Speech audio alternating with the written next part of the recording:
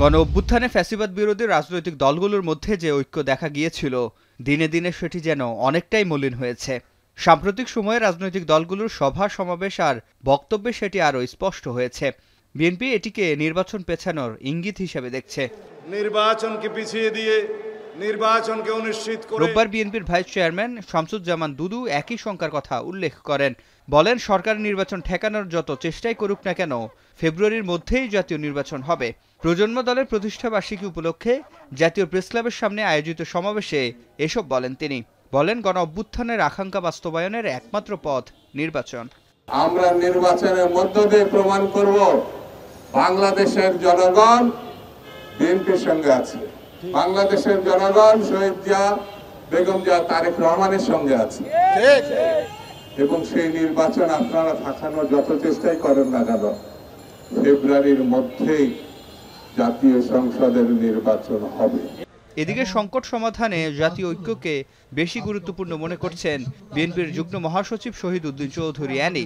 বলেন, গণতন্ত্রের ভিত শক্তিশালী হওয়া পর্যন্ত সংগ্রাম চালিয়ে যেতে হবে।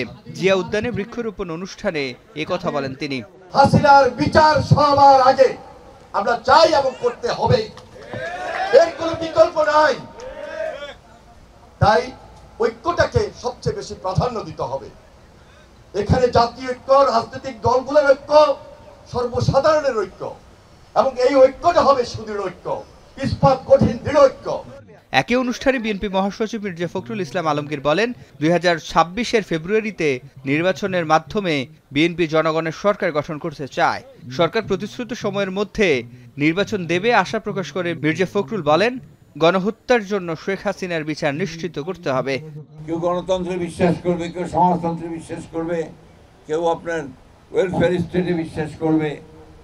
এই সবগুলোকে মিলিয়ে আমরা একটা রেইনবো স্টেট, সেরকম একটা রাষ্ট্র নির্মাণ করতে অনেক আগেই আমাদের দেশনেত্রী বেগম খালেদা জিয়া সেই স্বপ্ন দেখেছিলেন। যে নির্বাচন প্রতিশ্রুতিবদ্ধ হয়েছেন এই কেয়ারটেকার সরকার, যে 26-এর ফেব্রুয়ারির মাঝামাঝি সময় নির্বাচন হবে, সেই নির্বাচনের মধ্য দিয়ে আমরা জনগণের একটা সরকার তৈরি করতে পারবো।